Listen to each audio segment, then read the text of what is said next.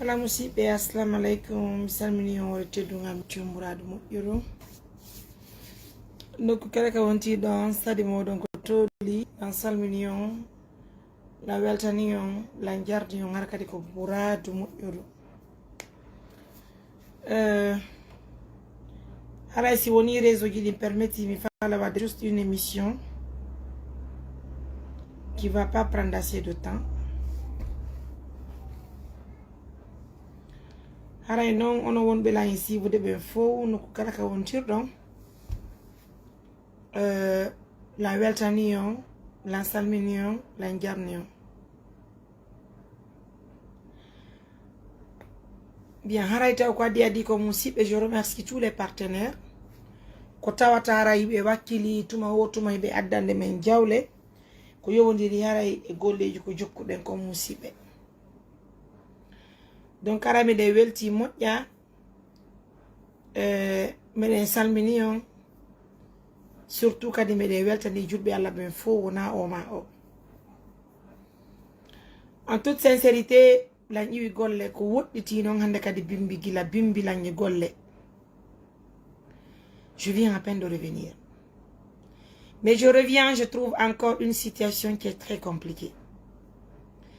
Hiɗon andi musidɓe, c'est par rapport à Sista Diaray et sa fille. O bobo mo wonɗen sabu iwri Amérique ari kamen la Guinée. Haray vraiment la situation devient compliquée de trop.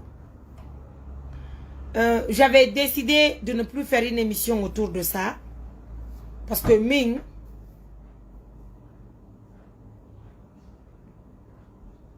kala ko hoyere jokki, je ne suis pas dedans. Ko fi honɗum yo hiɗi. Attention à l'émission s'il te plaît. Ko fi... Attends.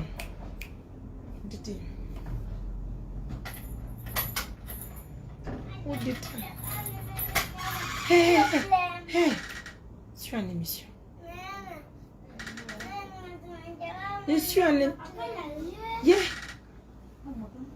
Elle a une émission. Oui, oui, assim.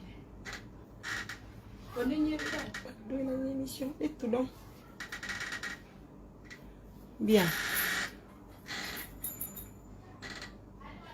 Donc, musidɓe ko andinti gollon, c'est par rapport e Sista Diaray e ɓiɗɗo mum on. En toute sincérité, mi farano ka yewtugol fi mum parce que kala ko hoyre jocci, moi je ne suis pas dedans.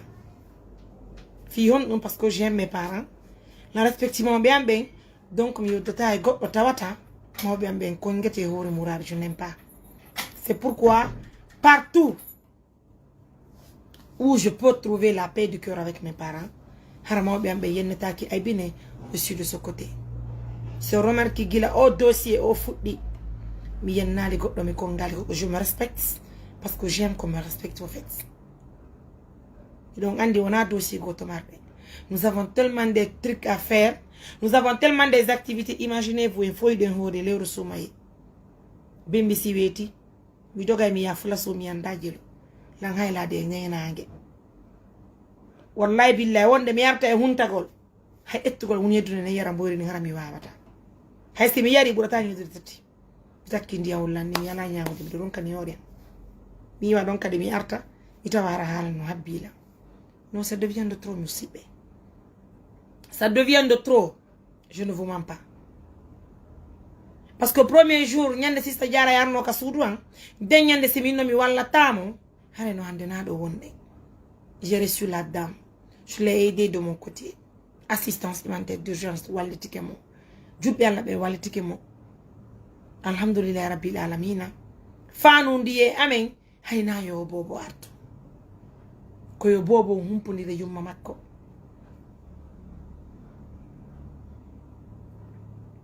En fatike o wona en contact kanko yumma makko.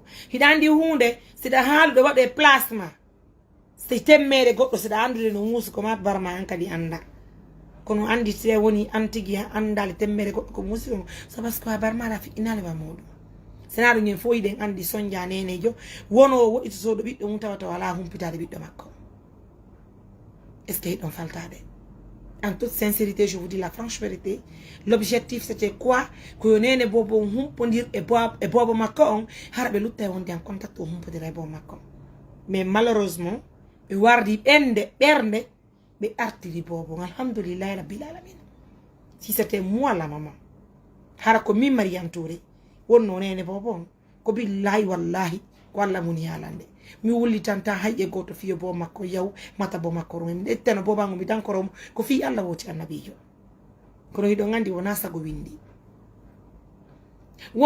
windi je sais pas si vous comprenez wona sago windi j'ai entendu pas mal d'émissions qui fait c'est-à-dire émission guiding et c'est que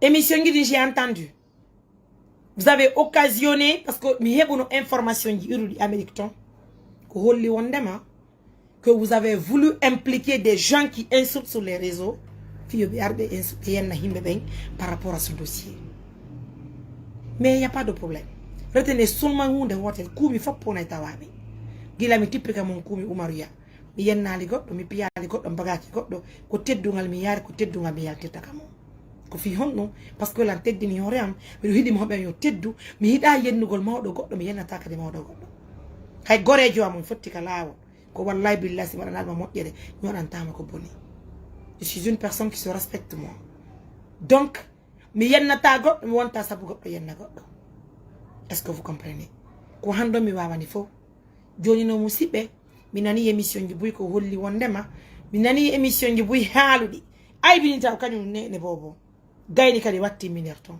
mi de jonni Allah cette émission là que je suis en train d'animer à présent ko fi andi ngollon que o l'air do ni sista jara de tibo makko ngarti di bobo nga sudwa do ni bobo nga sudwa ko fi honnum ko kanko ronki joni bobo nyande be nyande no stress bobo no stress chaque jour c'est des disputes chaque jour ko stress il faut ainsi kuno si sa jara yuno bo makko o calmoto o gera hore makko o sela mijo mais en toute sincérité tel n'est pas le cas là je ne vous mens pas kono biddo debbo si woni jalo biddo debbo en fo meden ko jodi den do en anda kono sakkitorto be nganda men mi Mariam ko mi jodi do ko billahi wallahi do e jango mi anda kono mi sakkitorto nango en goto men anda ko ndu woni fem makko ko dum be nemo waawi yo wado doy fadi kadi wada doy hay goto e meden anda ko hon sakkitorto jango musibe est-ce que don faltade hay goto men anda biddo debbo si woni jalo biddo debbo ko billahi wallahi kan kadi wetalla lakke mun jango men las don faltade mais moi min quand même en toute sincérité vous allez tout faire monter descendre si on fait là on va jipodo Mariam ne va jamais insulter sur les réseaux sociaux moi j'ai des parents hein bero en fait ini ben en fait ini mi do mari mawbe pati yanka baba no wuri pati yanka no wuri la mari ka bira mi do mari ni rabe mi do mari yaira mi do jomba mi do mari fami israbe donc mi yenata ka réseaux sociaux Allah hollal dum hajje goto est-ce que vous comprenez ko woni kon trop c'est trop mi ni mi wi golle mi ari mi tawi ka de stress jon sista jara ya fait quoi en toute sincérité elle n'a pas la paix du cœur mi sikuno si o bobo arti j'allais moi-même se reposer mi tranquilliser mais tel n'est pas le cas joni non moné ko woni hebude ko few e fe babo maton c'est-à-dire gurundo woni remonte de mo ha joni voilà calmade le fait qu'elle ne parle pas avec son ex-mari ça devient un problème on donc problème go joni bo makon tigi tigi on buttina chaque jour ko stress bobo buttina bobo wulli haronki parce que o yeta biro makon wullude o ronka wullugo joni bobo wulli ni men do me fo nene makon inni wacciti mo dogi yalti onangila o mini sister konto yata wo kanko yimo fokkiti kanko e bo makon konakri min yalla hollale ma bobo no yewedi do kadi auto ye konakri ka hombo est-ce que vous comprenez gila ko mi yawno ka flawa de ka gila nyalor ma be yariga on fami gila nyalor ma be ariga hari mi alaga ko bay huntama joni kadi mi imo kanko e bobo min hari le mi walike mi ronki kof kono bay be inni lan ko sista jara e bobo ardi mi immi kisan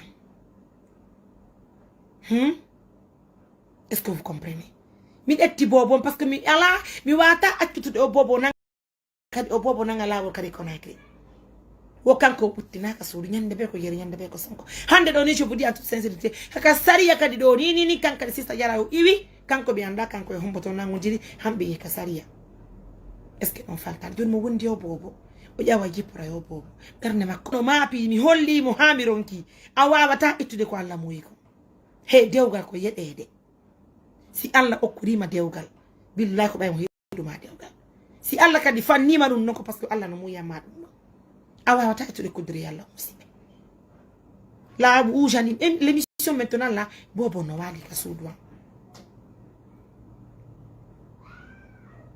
est-ce que vous comprenez donc je suis avec l'enfant à la maison bobo no wali ta quando l'enfant est là couché hein bobo no wali do et elle maintenant elle dit qu'elle est prête bobo no wullande non da e fi Amérique bobo woni wul bobo na la halde e fi Amérique je ne vous mens pas bobo na la halde e fi Amérique wallahi billahi wala halde fi Amérique fi kanko woni wullanga ko pati ko kanene nene mamu wullani be hangoronki sista jara wo bobo ya tato hande non ko wadi ami ani mo biso parce que c'est trop maintenant o holli kongol wonne ma site woni bobo yeka pati mabbe wokku hakke makko Allah no wartuto joni non do yo wartade do j'insiste mi insisti j'insiste encore mi alerti fop mi holliti on faux la seule chose que je peux faire c'est de garder l'enfant avec moi mi dan ko to bobo no mi dan ko to bobo bien mais j'ai pas le choix je suis avec le bébé à la maison tout ce que vous avez occasionné là-bas maintenant que baydo et go téléphone mon nodda goddo expliquer la goddo fi ara pousa be yenn de goddo retenez une chose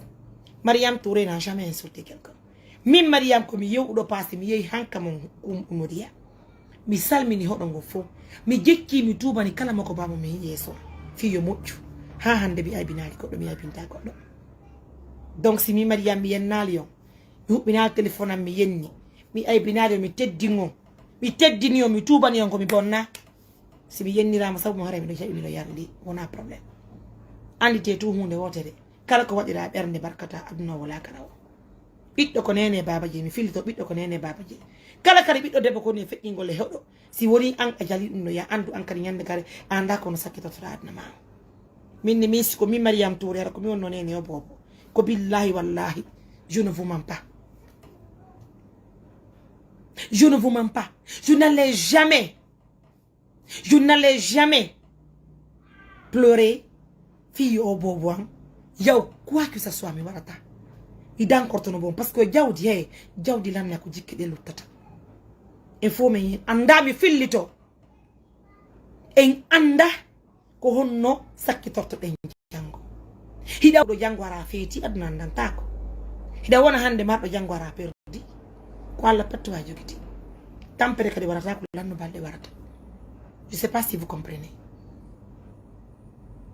kala ko huwira mo ne barkata mi wi no wona berne de wona goto haramin ko mi Mariama Touré wonno ne yo bobo min nali goddo de kono mi dan korto no bobo ango c'est-à-dire les gens vont prendre l'exemple sur moi tellement que je veux entretenir mon enfant j'ai tout fait mi wawata ittude c'est-à-dire mi wawata ittude mi yo wongo gon e o debbo mi ronku mi wawata je ne peux pas je n'arrive pas à faire oui comme moi mo innugol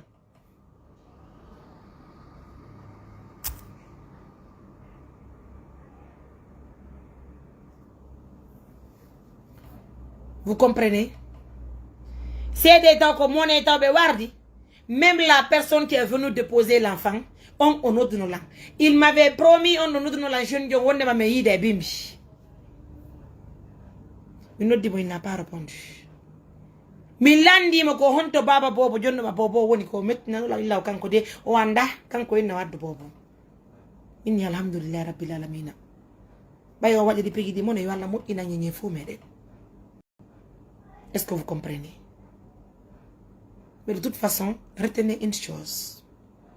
Aduna andantako. Yo Allah urno bobo wada barki e makko. Je vous ai longtemps dit les conséquences du divorce, il y a toujours des conséquences. Si debbo e gorko seedi, ko billahi wallahi be watanali hakkil bobo be woni ko sonji e sonji tar ko murad mo diro. Est-ce que vous comprenez? Himbe buno fait une situation makko. Depuis si ça diara erka soudouando, je sais même pas combien de personnes Iube, no Dakar, nous perdons nos bits, on a des bonbons, quelques si, hebale combien de mois, hebale une année. Bewari de bits de ma père. Bi ema eben non abano potindina. Bela you do dem il faut que parce qu'il y a eu des conséquences, Dieu gangal ko heli ko hakkunde nene jong et baba jong. Sinon je vois pas pourquoi c'est compliqué de parler au téléphone avec la maman de l'enfant. Je non que l'enfant est revenu en Guinée. Malheureusement, j'ai entendu les gens dire que bien les bobons, quoi Amérique fa la yade. Mais fa la tout andugol c'était woni Amérique ko go jeil Amérique. Amérique. Ça part un Guinéen ou quoi? Hein? On a besoin de halde affaire Amérique. On a ko Amérique jibina donc ka ko la Guinée jibina donc. Contre jibina don ko la Guinée kako America ko lay déporte ko do jibina don si yawdo lay déporte o nebi haal ko kangala himbe no fala ko atame voyage pe wono ngon voyage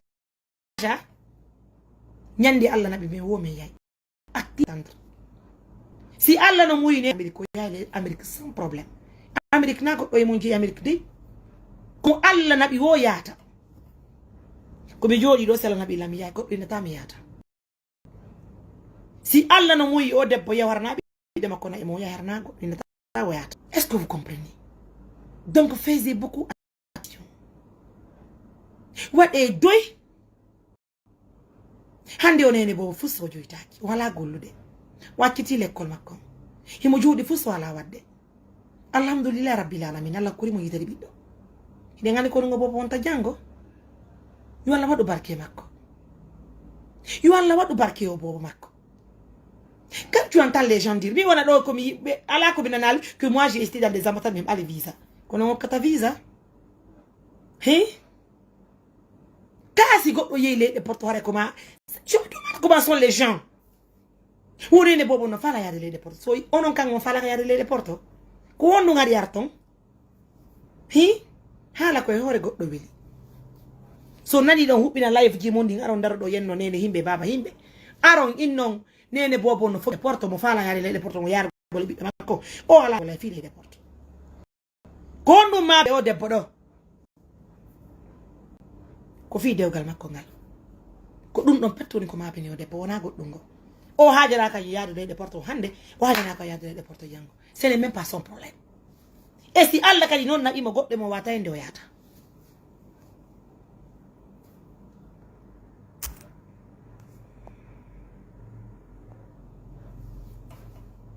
Vous comprenez? Moi, si aujourd'hui j'ai été insultée à cause de la dame là, d'un côté, c'est parce que je suis dans ce boulot. Oui. Mais de toute façon, on tient bon. On s'est habitué maintenant. On a une habitude parce que en Guinée, si il y a force, il faut qu'on insulte tes parents. Il faut qu'on t'insulte. C'est ça aujourd'hui le Guinéen. Mais nous vous souhaitons la bonne chance. De toute façon, je vais vous dire une chose.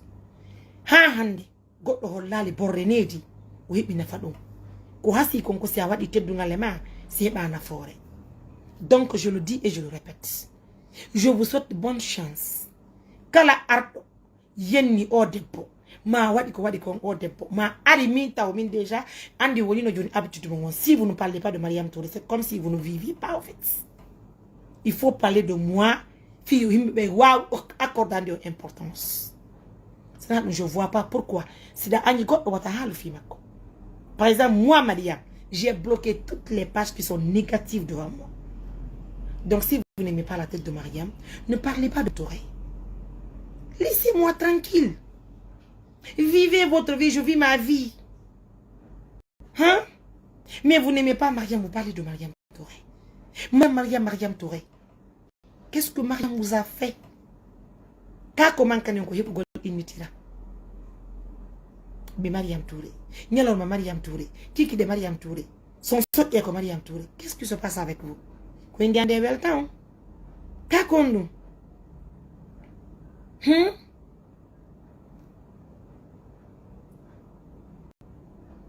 Je comprends pas les choses.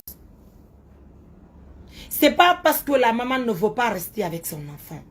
C'est que la maman, elle est stressée déjà. Elle ne fait que penser à son ex-mari. Une chose que moi, personnellement, je veux qu'elle dégage en elle. Mais malheureusement, voilà. Wallahi billahi, tous les jours que je me retrouve avec cette dame, me sensibiliser, me assista, c'est à Dieu me dire que vraiment, on dit, on fait la comme on Allah la subhanahu wa ta'ala. Faut Allah ndara hi ko hundu Allah wa ta'ala okorde mo yere jango. Elle n'arrive pas à cautionner. Elle est aurait tenora ka wone makko. Mijo, stress. Problème sur problème. Hay goddo ni mo bonjour kama be ko problème. Vous imaginez? Djonango bobo ardo de balde. On va fréquenter kol sariya gidin chaque jour. C'est normal. Biro makko daro wulla bobo harano mapi nene ko wulata contre yata. O bobo anale joni mo jibi ando contre nene makko warata hande. Ba biro makko ni hotta ka sudu. Wo bobo hotta ka sudu. Je ne suis avec l'enfant. Et là, je suis obligée de rester avec l'enfant. Oui. Hein? Bah, je suis avec l'enfant. Parce que je ne peux pas. Quand on a mais c'est bon quand il finit parce que l'enfant se demande. Hein? L'enfant se demande où maman va passer la nuit. Hein? Je me demande. C'est pas facile. C'est pas du tout facile. Hande mi toro to julbe Allah be fo. Kala gorko jombudo e debbo jombado. Modi dibe ngureji wattan hakkil. Oton accube himbe wada ko faala. Woni kanene la woni ka baba la si dewgal fudi je bonugol imme darot on tambodon de dewle. Si dewgal boni hande no wonte conséquence. Battina e bibbe be sonje bobo be. Hande onene bobo yo baba bobo sino wondudo. O bobo sonyotano ko ni. O bobo sonyotano ko ni. Hein? Bobo n'a que ses 7 ans. L'enfant n'a que ses 7 ans. C'est une fille. Ko bobo jiwo. Elle n'a que ses 7 ans. Hinon tangini si o bobo njandi o hebi dewgal. O yeggita yo so njamu wonna bude. Hi? Wona non o bobo do tum hande bibbe be lagine foko ni woni sonyorde. Sina nene jo ko baba jo. Ko di wade hore men duyi. Si debbo e gorko jombindiri yurmodire dankoro bibbe be hebudon be. Yo Allah dandu si sidigal yani modi munyondire. Haram habali si yani wonti do si ko nene bobo wonti e bobo haraw hadali bobo bobo hidre bo makko si ko ne baba bobo wonti e bobo la même chose ko dum do ko Allah muyi pigini fuku Allah kala ko hidde wadi ko ande ko Allah bana subhanahu wa ta'ala kala kadi biddo mo hiwda takko maada dankoro fi Allah woti annabijo mi toroto julbe be jom sonnabe jombabbe kala debbo jombado no Allah woti annabijo ne en bobo e men kade ole mede haray dogal yaltude ngaccude bobo e men be si tele kadi woni sedi ala fere mu ko fi Allah woti annabijo wote wadu berne danko de be hebude be yo Allah dandu en sedigal hino wondi e masibo hino wondi en conséquence murado mo yuru hande sadi e mudima sina yaayira ben ettidanki be ko ne baba jon danko be ma annene ju goddum do man kay kabo si wono do dango de Quran o yata ko yata o yata yaadu jande o fada école o jodorani o sonjorani ko ni munyo den ka dewle men yurmine bobo e men be yurmine bibbe men ben wallahi billahi mi do andi debbo ko woni do kadi mamum do o doguno yalti bo makko har do tutti endidi hay bo makko go tutti bobo endidi go dogi wacci bibbe nayo wacci pay ko nyiri waltu dum be wallinta pay ko ka quartier nyiri waltu dum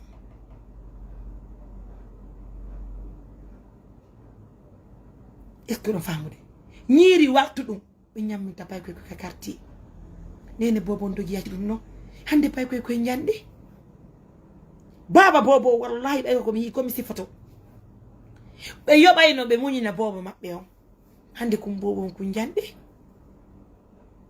ko hatta bobo ko no wolde finene mabbe baba jonjom bitino kono be wondire bi ebe ko alla tungandi dum no musibe ko di ne en bibbe men ben ka dewle men munyo den ne en bibbe ben ka dewle men si en munyaki moneji warbe ben e men ben kambe hendo to di moneji acce modi e men be yalta bono yaka yasi robbe ka yasi ka ko en komo be anda wona ko mo yaka ko dum minina sista jaray minni sa yi hande da arbi do wulla jawra jippora sonja o bobo ko parce que dewgal ma ngal mo yali minna tana sali wonde ka dewgal ma kono ko parce que jabale mun nyakol piji gono to ko mi yoti ma ko mon sifana dio minni sista jaray dal ko mon ndrondi ka fayan minni ko mi wore bobo be ambe ala ko mi ala nande ala ko mi ala wiide ala ko mbe na la ngay modano anyimmi du yaltini lan ka dewgal la na wundi bobo be ambe si mi yaltina ko atana be bi bien kuri munyo den ka dewle me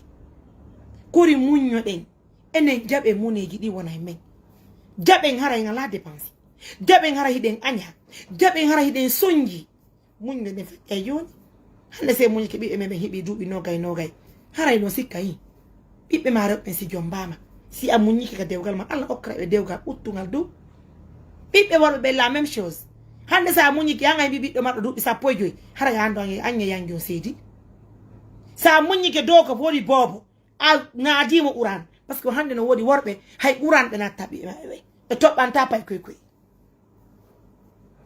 est ce que don famude e tobanta fay be na tabe l'école ko nene be woni keppude wallahi billahi je ne vous mens pas. Je ne vous connais ministre Diarra. Ministre Diarra, on a ronde gol do ronde chudado. Mso bari bebe akidima e bobo. Ce qui reste clair. A anda ko no himbe lutu be woni wuri de bi embe. Wobbe go be anda ko woni dépenser de wa. Billahi wallahi faut reconnaître. Wobbe anda ko dépenser de wa. Wobbe ko andi ko ronta ko bi e bento. Kon non sa ronti bi e ma be ha be jandi be janji Quran e l'école. A jabal be shoma. Nyande de 15 ans. Hara be woni itana e mamone. Est-ce que on famille? Foutaise.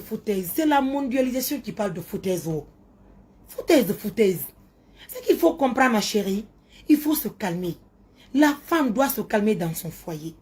C'est qu'il faut entendre, il faut accepter, mais il faut vivre. Maintenant, c'est un faltade. Il dit, eta wotere pendata. Nous ne wona gonga. Comme dit ma wabi. O kortama dépense. Modi ma ko wabi. Oui, atama. Aïd ata hore ma wona gonga. Est-ce que l'on faltade? Modi ma non no wabi. Oui, atama. Y a pas de problème. O kortama, on a un problème. Si on okoral ma wakki do bay dama di jude didi. Golla. Sa heba di hore ma mena nyamata ko hebudako. Si on a dali bibbe ma be l'école, oui ne na tabi ma be l'école.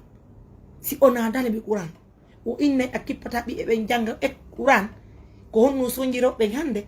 Si be jombama si gorko inni na tabo bo l'école. Modi na dal bo l'école. Si alla jabi ajangata haranga perdi. Anene jom perdi. Ko wadi on gorko jombo ya jodimmo. O janna bibbe on do me. Haray andi ko woni perdi. Mi toro to sonna be jomba be fu. Si o wadi e modi bon ko buri e fandude. O na dal be l'école dare datto do. Dare datto do. Dum wona kuddi. Plutôt qu'on n'a fori bi e mumbe. Est-ce que l'on faltade? Je ne vous mens pas. En tout cas, moi de mon côté, moi c'est ma pensée. Mais en de mondialisation, on ne songe. Je ne vous mens pas. Demandez encore l'histoire de nos parents. Nene jo hay e goto. Billahi wallahi. Inata en fait ini ngunda moƴƴu dans 100% ka dewgal mabbe. Mais nas don faltade. Demandez l'histoire de vos grands-mères. Elles vont vous expliquer. Hande ane no sikude nendra e men bu fe ini piji ko en fe ina. Hande eden ko wonden do ni se yinni njatigi modi ben arani yen ka suudu piye. Engine wonna ta ngor ko aduna. Et pourtant nendra e men bu fe ini histoire yi. Nendra e men bu fe ini l'histoire yi. Be jippo ka ledi njatigi modi mabbe jawa kadanki. Enen hande dum no fa e hore men. Et pourtant be fe ini be woni on be ne yen on janduden don. C'est nos mamans qui ont vécu ces histoires-là dans les foyers. Pourquoi pas nous? Hersinaki. Andy, c'est que vous allez comprendre. Laissez les gens se moquer de vous en ville. Pendant que eux-mêmes, elles n'ont pas de mari. Toi, tu as un mari qui t'aime pas là. Eux-mêmes, elles n'ont pas de mari. Donc, c'est pas honto. Hirsinaki. Laissez-les parler. Andi ko mo do halde hore goddo. Ko mardo pigidi nga 100% haramu fadu harahina fadidi. Me yangal no korma dewgal. O modi ma hiduma hidama. Angor ko jombay mo hida. A hebana biddo mo hida. Amadi bibbe nyalo ka dewgal ma. O hatta mun nyora ka dewgal ma. Mi wi hay tebe dere ari innuma kambe ande fi modi ma. Accudu be ton. Yobe yawta be nabore. Ko taru yaltine ka dewgal ma parce que si a yalti ka dewgal ma bibbe ma ben sonyoto. Be yalta e l'école. Be yalta e Quran. Be jangata. Be wona ta nafowo jango.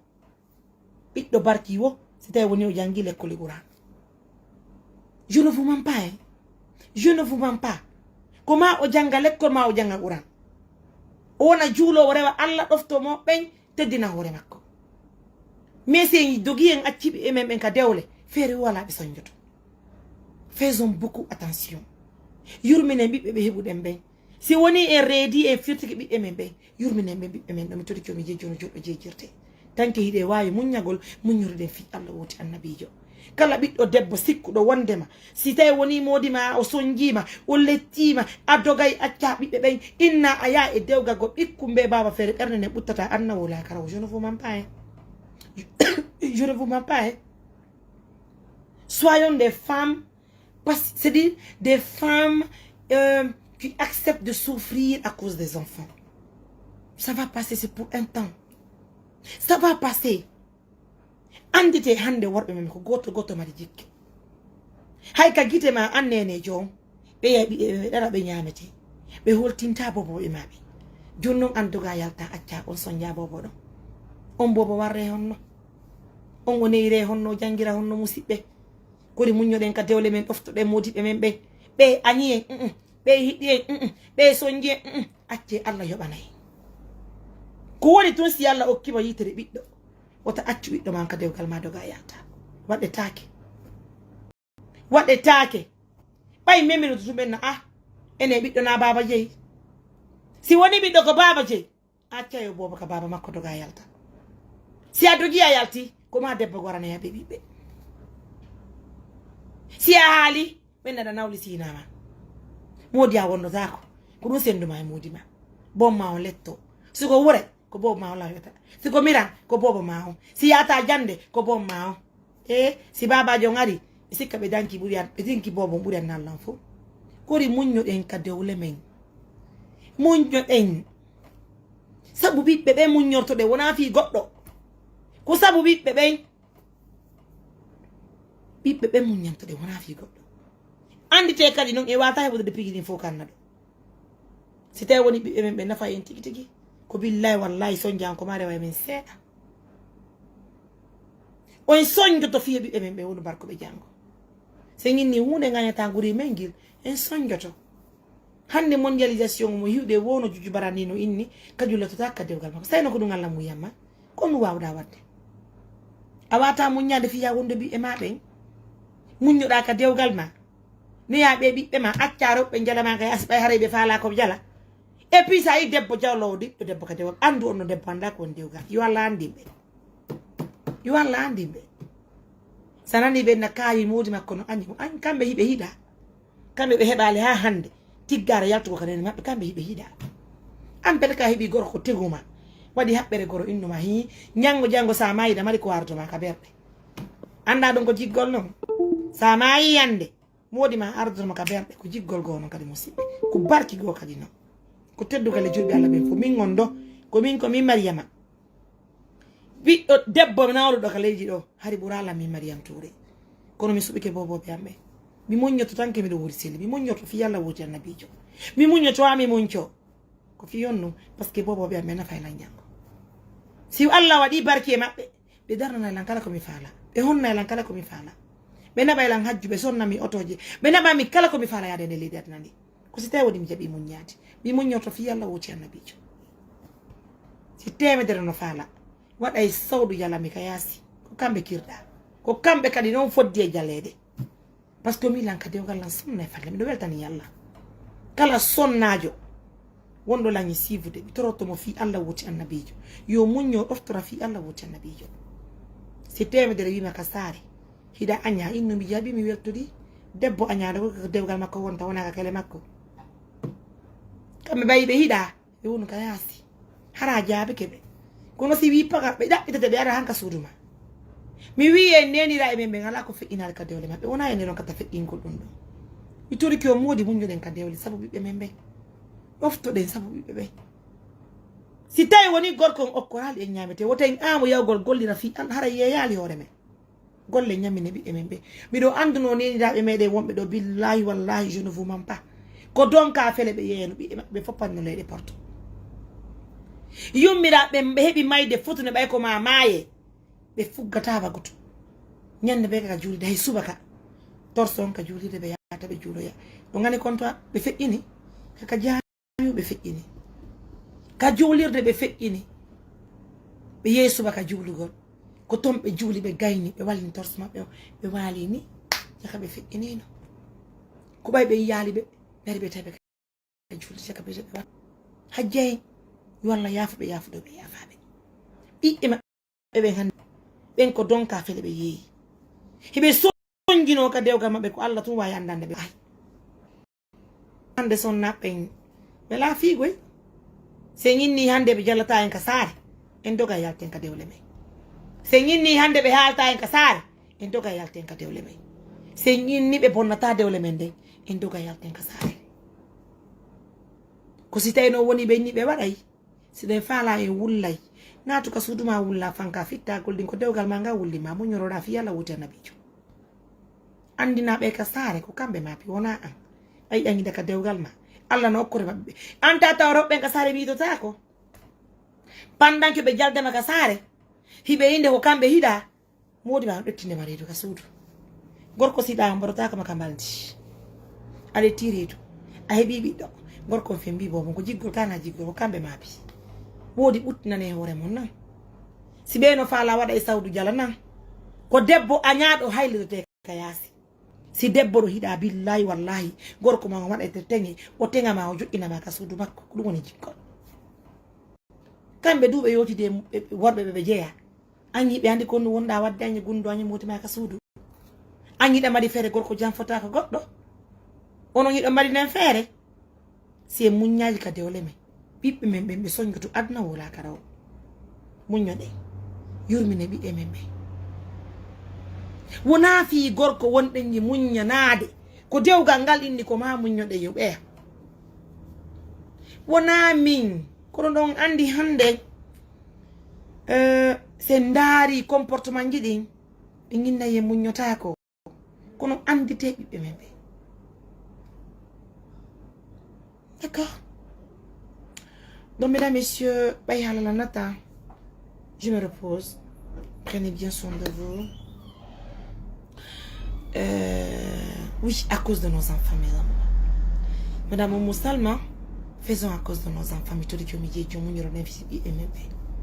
Muññoroɗen fi Allah woti annabijo mi todi jomi jejjono julɗo jejjirde muññoɗen dogunene muññoɗen sabu ɓiɓɓe men yo Allah okkoren aljanna moƴƴo yo Allah wuro ɓiɓɓe men yo Allah waɗa barke maɓɓe yo Allah ɓutti dewle men yo Allah fippidi mudiɓe men ɓe kala debbo mo heɓa dego yo Allah hokkomo dewgal sunde farilla kala mijoɗo bonnugol dego yo Allah fannumo ɗum ɗo haray miɗo welti lan salmini on mi ronki kof acce mi waalo haray joni musidɓe mbi misi Allah Allah subhanahu wa ta'ala moyi haray joni en seejareɗi haray ɗon ko teddugal e moɗon janggo hiɗen hittude sadaka molanaɗo kam meɗen mamu rupture collective waɗo ka union musulman en defa piiji ɗin fof kala heɓuɗo feere yo ar wallito men golle ɗen surtout no teddiɗi min mourade moƴƴuru haray nduɗo leru yo Allah koye mbaraji mere musidɓe partenaire ɓen fof no salmina wona oma kala mo anduɗo min waɗi on ti ko boni haɗa miɗen tori on tugi yo Allah accam men kankadi o accana men komin waɗi ko haɗa wona fanude amen golleji ɗi woni ko ɗuɗiri men nan prenez bien soin de vous.